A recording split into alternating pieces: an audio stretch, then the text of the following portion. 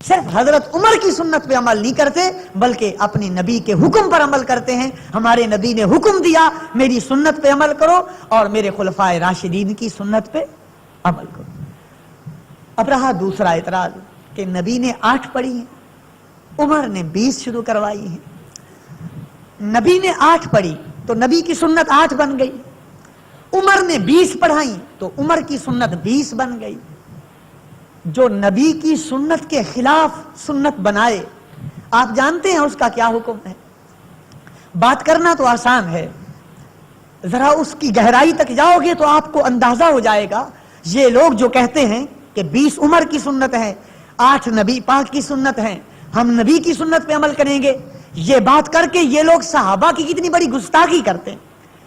نبی پاک فرماتے ہیں جو شخص ایسا طریقہ نکالے گا, من احدث فی امرنا ھذا ما لیس منہ فہو رد,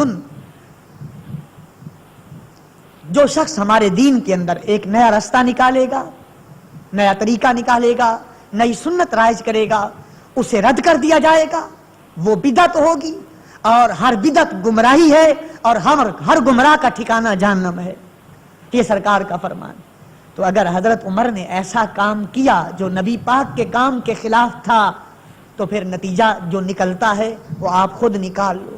پھر اس نتیجے کے اندر صرف عمر نہیں آتے, اور بھی کوئی ہستیاں آتی ہیں جن کی محبت کو لوگ قبلہ بھی سمجھتے ہیں, ایمان بھی سمجھتے ہیں. آپ جانتے ہیں آپ کی کتابوں میں اور ہماری کتابوں میں لکھا ہوا ہے حکم عمر کا تھا, فتویٰ جاری کرنے والے علی مرتضیٰ تھے. جو باجماعت نماز تراویح میں شرکت نہیں کرتا تھا اس کو کوڑے مارنے والے 7 کوڑے وہ علی مرتضیٰ شیر خدا تھے. تو اگر یہ کام نبی پاک کی سنت کے خلاف تھا تو پھر اس مخالفت کے اندر صرف عمر نہیں آتے, اور بھی کئی صحابہ آ جاتے. تو یہ نبی پاک کی سنت کے خلاف نہیں تھا. سنت کے خلاف تب ہوتا اگر 8 آپ کی سنت ہوتی. میں چیلنج کرتا ہوں دنیا کے تمام مذاہب کو جو اسلام سے تعلق رکھتے ہیں, لا الہ الا اللہ پڑھتے ہیں, وہ صحیح سند سے ثابت کر کے دکھائیں.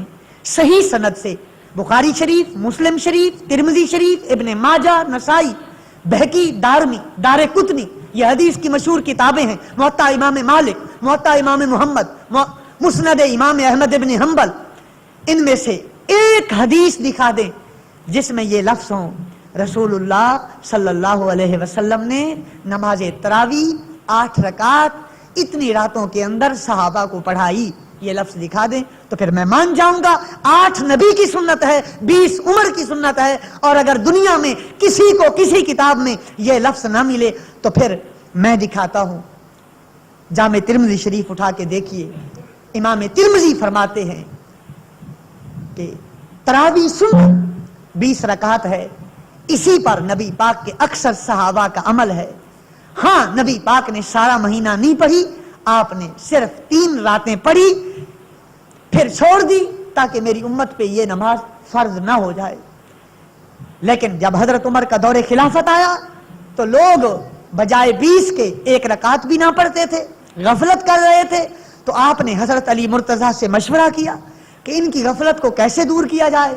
تو آپ نے فرمایا کہ شاہی حکم خلافت دربار خلافت سے جاری کر دیا جائے کہ خلیفہ رسول کا حکم ہے کہ مسجد میں آ کے باجماعت نماز پڑھو. تو حضرت ابی بن کعب تراویح پڑھاتے تھے, حضرت عمر فرض اور وتر پڑھاتے تھے, حضرت علی مرتضیٰ پیچھے کھڑے ہو کے حضرت عمر کے نماز تراویح 20 رکعت پڑھتے تھے. تو جو فتویٰ حضرت عمر پہ لگاؤ خیال کر کے لگانا, وہ فتویٰ حضرت علی پہ بھی لگے گا, حضرت عثمان پہ بھی لگے گا, اور بھی بے شمار صحابہ اس کی زد کے اندر آ جائیں گے. تو حضرت عمر نے کوئی نیا کام نہیں کیا. میں عرض یہ کر رہا تھا حضرت عمر نے کوئی نیا کام نہیں کیا بلکہ نبی پاک کی وہ سنت زندہ کی جس سنت کے اندر لوگ سستی کر رہے تھے, غفلت کر رہے تھے. کوئی نیا طریقہ حضرت عمر نے ایجاد نہیں کیا. سن ہجری 15 اردن فتح ہوا, تبریہ فتح ہوا. عراق کے اندر ایک نیا شہر آباد کیا گیا جس کو کوفہ کہا جاتا ہے. یہ کوفہ تاریخ اسلام کے اندر ایک خاص عظمت کا حامل ہے. اس شہر کے کنارے میں وہ ہستی آرام فرما ہے جس ہستی کو علم کے شہر کا دروازہ کہا جاتا ہے. فاتح خیبر کہا جاتا ہے اور قاسم ولایت کہا جاتا ہے۔ حضرت علی المرتضی شیر خدا رضی اللہ تعالیٰ عنہ کا دارالحکومت یہی شہر کوفہ تھا۔ یہ شہر حضرت عمر کے دور کے اندر بنا۔ اس شہر کی مٹی کو آنکھوں کا سرما بنانے والوں، اس شہر کی عظمت حضرت علی مرتضی کی ذات سے بھی ہے اور اس شہر کی عظمت حضرت عمر سے بھی ہے کہ اس شہر کو بنانے والے حضرت عمر ہیں۔ سب سے پہلے اس شہر کی بنیادیں حضرت عمر کے حکم سے سعد ابن ابی وقاص نے رکھی۔ یہ شہر حضرت عمر کے دور خلافت کے اندر بنایا گیا۔ اقبال کوفے کے بارے میں کہتا ہے، خیرہ نہ کر سکا مجھے جلوہ فرنگ، سرما ہے میری آنکھ کا خاک طیبہ و نجف۔ نجف کوفے کا ہی علاقہ ہے جہاں حضرت علی مرتضی شیر خدا کا روضہ پاک ہے اور آپ وہاں پر آرام فرمائیں۔ یہ کوفہ دارالحکومت رہا ہے عراق کا کافی عرصہ، بعد کے اندر بغداد جو ہے یہ دارالحکومت بنایا گیا ہے۔ حضرت عمر نے لوگوں کو جاگیریں دی عراق کے اندر اور اسی سال دفتر بنائے گئے مختلف محکموں کے۔ اس سے پہلے اسلام میں دفتر نہیں ہوا کرتے تھے۔ سن ہجری 16 آ جاتا ہے، احواز فتح ہوتا ہے، مدائن فتح ہوتا ہے۔ مدائن یہ یمن کا وہ شہر ہے جس میں شہنشاہ یمن کا محل تھا سفید رنگ کا، جس کے بارے میں آج سے کئی سال پہلے نبی پاک مسجد نبوی میں فرما رہے تھے، میں دیکھ رہا ہوں مدائن کے سرخ محل فتح ہو گئے ہیں اور میرے غلام ان محلوں کے اندر داخل ہو گئے۔ یہ مدائن حضرت عمر کے دور کے اندر فتح ہو۔ ایوان کسریٰ اسی سال سن ہجری 16 کے اندر فتح ہوا۔ ایوان کسریٰ یہ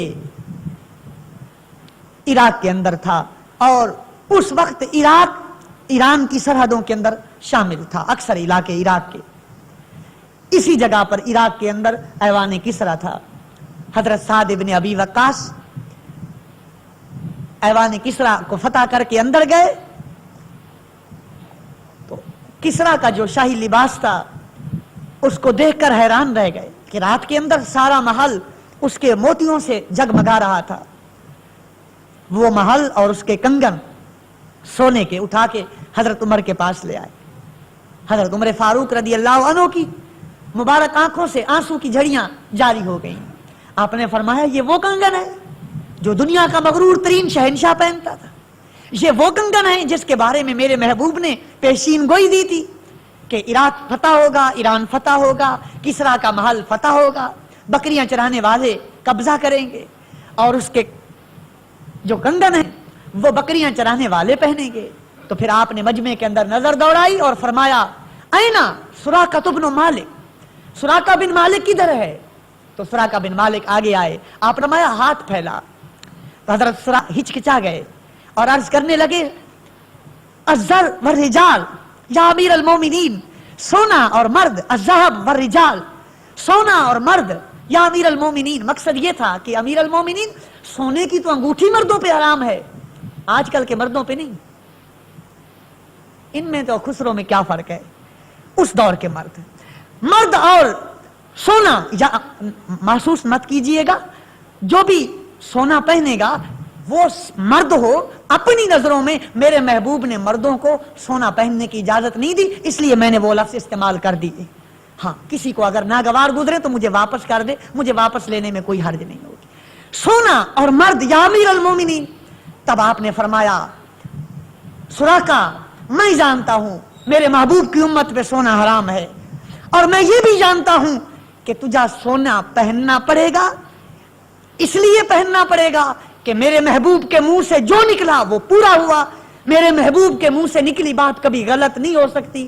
میں نے اپنے کانوں سے سنا، میرے محبوب فرما رہے تھے مدائن فتح ہوگا، ایوان کسریٰ فتح ہوگا اور کسریٰ کے کنگن سراقہ بن مالک کو پہنائے جائیں گے۔ میرے محبوب نے کہا ہے لہذا تجھے کنگن پہننے پڑے۔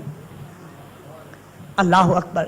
تو گویا کہ حضرت عمر بتلا رہے تھے ساری دنیا کو، دنیا والوں تم تو ایک ماسا نہیں پہن سکتے، پر مالک جن کو چاہیں کلو کلو پہنا، وہ مالک ہیں، وہ مختار ہیں۔ انا آتینا کل کوثر کا تاج ان کے سر پر ہے، خدا کی زمین ہو، خدا کے آسمان ہو، خدا کی ساری خدائی ہو، مصطفیٰ اس کے مالک ہیں، جس کے لیے چاہیں جائز کر دیں، جس کے لیے چاہیں ناجائز کر دیں۔ اے سراقہ، ساری دنیا پہ سونا حرام ہے پر تیرے لیے حلال ہے۔ میرے محبوب خبر دے گئے تھے کہ وہ کنگن سراقہ ابن مالک پہنے گا۔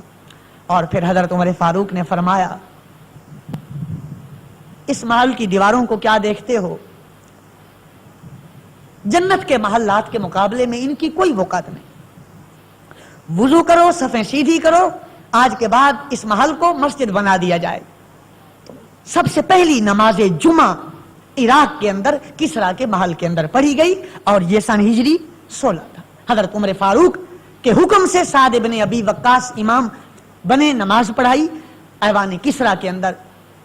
نماز جمعہ سب سے پہلی سن ہجری 16 کے اندر پڑھائی گئی۔ اسی سال تکریت فتح ہوا، صدر صدام کا آبائی شہر ہے تکریت۔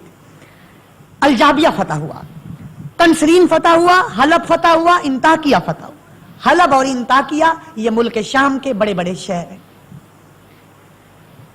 پھر سن ہجری اسی سال سن ہجری 16 کے اندر سن ہجری کی ابتدا کی گئی۔ روپیوں کے اوپر، خطوں کے اوپر سن لکھا گیا۔ سن ہجری کی ابتدا سن ہجری 16 کے اندر حضرت عمر فاروق رضی اللہ عنہ کے حکم سے ہوئی۔ پھر سن ہجری 17 آ جاتا ہے، حضرت عمر مسجد نبوی اثر نو بناتے ہیں، اس میں وسعت کرتے ہیں۔ اثر نو کا مطلب یہ نہیں ہے کہ پہلی گرا دیتے ہیں۔ جو نبی پاک صلی اللہ علیہ وسلم کے منبر کے اندر تبدیلی جائز نہیں سمجھتے تھے، وہ آپ کی مسجد کو کیسے گرا سکتے تھے؟ یہ تو آج کل کے نجدی ہیں، جو چاہیں تو روضہ رسول بھی گرا دیں، لیکن اللہ کی مرضی یہ ہے جب تک چاند رہے، جب تک سورج چمکے، تب تک آفتاب نبوت کی کرنیں بھی سبز گنبد سے نکلتی رہیں۔ جب نجدی ارادہ کر کے روضہ پاک کی طرف آتے ہیں تو غیب سے انتظامات ہو جاتے ہیں، وہ روضہ پاک کے قریب نہیں آتے۔ باقی ہر نشانی مٹا دی ہے، ایک سبز گنبد ہے جو چمک رہا ہے، دمک رہا ہے، اور رہتی دنیا تک اس کی کرنیں اسی طرح پھوٹتی رہیں گی اور اہل محبت کو نئی زندگی بخشتی رہیں گی۔ حضرت عمر نے وسعت دی مسجد نبوی کے اندر۔ تاریخ کی کتابوں میں لکھا ہوا ہے، آپ نے گارا بنایا ہوا ہے اور ایک انتھک مزدور کی طرح آپ کے پاؤں اور ہاتھ گارے کے اندر لت پت ہیں۔ اتنے میں اسکندریہ فتح ہوتا ہے اور اسکندریہ سے 2 خچر قیمتی کستوری کے، کستوری ویسے قیمتی ہوتی ہے، قیمتی کا لفظ میں نے اس لیے بول دیا کہ 2 نمبر بھی لوگ کرتے ہیں تو پھر وہ اس کی وہ حیثیت نہیں رہتی، خالص کستوری 2 خچر بھر کے آتے ہیں۔ تو آپ فرماتے ہیں کیسے اچھے وقت پہ یہ کستوری آئی ہے، تو آپ نے گارے کے اندر ڈلوا دی اور مسجد نبوی کے جو باہرلی دیواریں تھیں ان کے اندر لپائی کر دی۔ پورے مدینے کے اندر خوشبو ہی خوشبو پھیل گئی۔ اسی سال قحط پڑا عرب کے اندر، اتنا قحط پڑا کہ لوگوں نے ہڈیاں کھائیں۔ جب صحابہ حضرت عمر سے شکایت لے کے آئے تو آپ نے مجمع کے اندر جمعے کے دن نظر کی، ایک لمبے قد کا شخص سر جھکائے بیٹھا تھا، تو آپ نے اسے اپنے پاس بلایا۔ یہ نبی پاک کے چچا حضرت عباس رضی اللہ عنہ، حضور کے سارے صحابہ میں سب سے بڑا قد حضرت حمزہ کا تھا، حضرت عباس کا تھا اور حضرت عمر کا تھا۔ اس قد کے کوئی اور صحابہ میں آدمی نہیں تھے۔ آپ نے فرمایا نماز کے بعد کوئی شخص گھر نہ جائے، ہم نماز استسقاء پڑھیں گے۔ تو آپ نے نماز پڑھائی اور نماز پڑھا کے آپ نے اپنے کندھے پر وہ چادر ڈالی جس کو کالی کملی کہا جاتا، وہ چادر ڈال کے آپ نکلے۔ آپ کا سر مبارک ننگا تھا۔ یہ عاجزی خضوع کی علامت ہے کہ جب کوئی آدمی اپنے آپ کو انتہائی ذلیل تصور کرتا ہے اللہ کے سامنے، تو پھر وہ اپنا سر ننگا کر کے اپنے مالک کی بارگاہ میں کچی دھرتی پر اپنی پیشانی رکھ دیتا ہے۔ یہ عاجزی کی انتہا ہوتی ہے، پھر خدا بھی رحم فرماتا ہے۔ تو آپ ننگے سر نکلے اور آپ کا دایاں ہاتھ حضرت عباس کے بائیں ہاتھ کے اندر تھا اور آپ نے اس ہاتھ کو بلند کیا ہوا تھا۔ بخاری شریف کے اندر ہے، صحیح بخاری کے اندر، کسی کو بخار تو نہیں آ جائے گا، بخاری شریف کے اندر ہے۔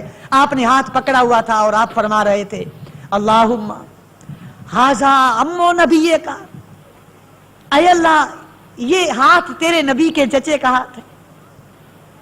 ये नहीं कह रहे या अल्लाह ये हाथ अब्बास का है और अब्बास अब्दुल मुत्तलिब का बेटा है। आप अर्ज करते हैं अय अल्लाह ये हाथ तेरे नबी के चचे का हाथ है। पता चला कि अल्लाह को नबी की निस्बतों से प्यार है।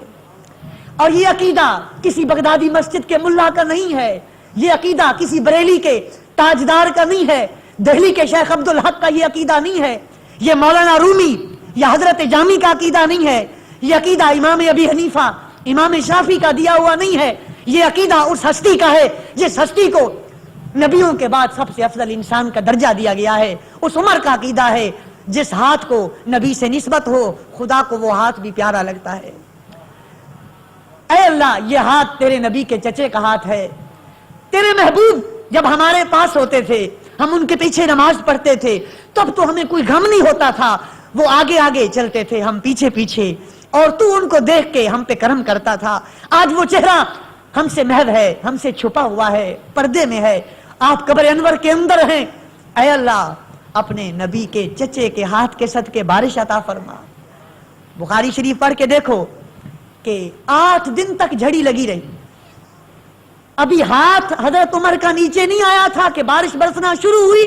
8 दिन तक बारिश बरसी और फिर हजरत उमर ने ही अगले जुमे दुआ की तो बारिश शुरू की। ये वाकया सन हिजरी 17 के अंदर पेश आया। और बुखारी के इस वाकया से 2 बातें साबित हो गई। पहली ये बात साबित हुई खुदा को नबी की निस्बतों से मोहब्बत है, खुदा नबी की निस्बतों से प्यार करता है। याद रखिए कुरान को भी नबी पाक से निस्बत है। सबसे पहले कुरान मेरे मुस्तफा की जबान से निकला। अगर मुस्तफा की जबान तिलावत ना करती, अगर जिब्रील रसूलुल्लाह के दिल पाक पे कुरान नाजिल ना करते और सरकार उसकी तिलावत ना करते, खुदा की कसम ना जबर होती, ना जेर, ना हर्फ होते, ना लफ्ज, ना जुमले होते, ना कलमे, ना आयतें होती, ना सूरतें, ना रकू होते, ना निशान, ना मुसाफ होता, ना कुरान। कुरान को कुरान बनाया तो जबान मुस्तफा ने बनाया है। हाँ, आज जुमा है। पिछले जुमे शहर में एक जलसा हुआ, ऐलानात हुए बड़े जोर और शोर से कि एक बच्चा है जिसकी छोटी सी उम्र है, वो कुरान का हाफिज है, कुरान का मुफस्सिर और कुरान का माहिर आलिम है। तब हम भी वहां गए कि उसकी जियारत करें। तो मैंने एक मामूली सा सवाल किया, क्योंकि अब बात वहां आ गई है तो मेरी मजबूरी है कि मैं वो बात वाजे कर दूं। तो मैंने पूछा कुरान को कुरान क्यों कहते हैं? तो उनको इतनी भी तौफीक नहीं हुई कि कुरान को कुरान इसलिए कहते हैं कि ये ज़बान मुस्तफ़ा पे आया, सरकार ने इसको पढ़ा और पढ़े हुए को कुरान कहते हैं, पढ़े हुए को कुरान कहते हैं। और तीसरी वजह यह है कुरान को कुरान कहने की कि कुरान कर्ण से बना है। कर्ण का माना मिल जाना, मुत्तसिल हो जाना। तो कुरान की एक आयत दूसरी आयत के साथ जुड़ी हुई है, मिली हुई है, इसलिए कुरान को कुरान कहते हैं। और कुरान को कुरान कहने की तीसरी वजह यह है कि कुरान का माना है जमा होना या जमा करना। तो कुरान को हजरत उस्मान ने जमा किया, इसलिए इसको कुरान कहते हैं। और चौथी वजह यह है कि कुरान वो किताब है जिसमें अगलों पिछलों के इल्म को जमा कर दिया गया है। जो इल्म मर्जी आए, देखो कुरान हर इल्म के अंदर रहनुमाई करता है, इसलिए कुरान को कुरान कहते हैं। तो कुरान को कुरान बनाया मेरे मुस्तफा की जुबान ने। अगर हजूर की जबान पे कुरान ना आता तो ये कोई और किताब जरूर कहलाता, इसका कोई और नाम जरूर होता, लेकिन ये कुरान ना होता। कुरान को कुरान मेरे मुस्तफा ने बनाया है। ये कलाम इलाही था, जब उतरा जबान मुस्तफा पे आया तो कुरान कहलाया। उतरा तो कलाम इलाही था, जबान मुस्तफा पे आया तो ये कुरान बन गया। तो कुरान भी नबी पाक की निस्बत है, इसका अदब करो, खुदा तुमसे प्यार करेगा। मस्जिदें भी नबी पाक से निस्बत रखती हैं, इनसे प्यार करो, खुदा तुमसे प्यार करेगा। सहाबा भी नबी पाक से निस्बत रखते हैं, उनसे प्यार करो, खुदा तुमसे प्यार करेगा। अहले बैत नबी पाक से निस्बत रखते हैं। हसन हुसैन, उनकी अम्मी जान, उनके बाबा जान, ये नबी पाक की यादें हैं, नबी पाक की निस्बतें हैं। उनकी औलाद क़यामत तक सादात जो सही और अकीदा हैं, ये नबी पाक की निस्बतें हैं। इनसे मोहब्बत करने से खुदा खुश होता है, खुदा राजी होता है। जैसे कि हजरत अब्बास के हाथ से खुदा राजी हुआ और अल्लाह ने उनको बारिश अता की। और दूसरा मसला ये साबित हुआ, جیسے نبی کا وسیلہ جائز ہے، جیسے نبی کا وسیلہ جائز ہے، ایسے ہی نبی کی نسبت کا وسیلہ بھی جائز ہے۔ تم تو پیٹتے ہو کہ تم نبی کو وسیلہ کیوں بناتے ہو، اور صحابہ کی یہ عقیدے ہیں، وہ کہتے ہیں نبی کو بھی وسیلہ بناؤ، نبی کی کوئی نسبت مل جائے اس کو بھی وسیلہ بناؤ۔ قربان جاؤں، امیر معاویہ جب مر رہے تھے اور ان کی موت کا وقت قریب تھا تو ان کے بدن پہ کپ کپی تاری تھی، وہ کہہ رہے تھے کاش معاویہ ایک دن کا ہوتا، ملک شام کا سربراہ نہ ہوتا، کاش میں حکومت نہ لیتا، کاش میں لڑائی نہ کرتا، کاش میں جنگیں نہ لڑتا، کاش میں کچھ بھی نہ ہوتا، اب تو کوئی رستہ بھی نہیں رہا۔ اور پھر فرمایا جاؤ فلاں صندوق کھولو، ایک چادر ہے، میں نے حجت الوداع پر نبی پاک کے بال بنائے تھے، میں نبی پاک کا نئی بن گیا تھا، اور میں نبی پاک کا جب کمی بن گیا تھا تو نبی پاک نے مزدوری کے طور پہ مجھے چادر عنایت فرمائی۔ کچھ بال تھے اس وقت جو میں نے اتارے تھے، وہ بال بھی مجھے دیے تھے چوٹی کے اور پیشانی کے، کچھ ناخن تھے وہ بھی مجھے دیے تھے، لے آؤ معاویہ کے بدن پہ پہلے وہ چادر ڈالو، پھر وہ بال وہ ناخن ڈالو، پھر مجھے خدا کے سپرد کر دو۔ معاویہ تو اس قابل نہیں ہے، ہاں البتہ اللہ کو اپنے نبی کی نسبتوں سے پیار ہے، وہ جب دیکھے گا اپنے محبوب کی چادر کو، اپنے محبوب کے ناخنوں کو، اپنے محبوب کے بالوں کو، تو ارحم الراحمین میرے اوپر ضرور رحمت فرمائے گا۔ تو ہم کہتے ہیں نبی کے ذات کا وسیلہ بھی جائز ہے، نبی کی نسبت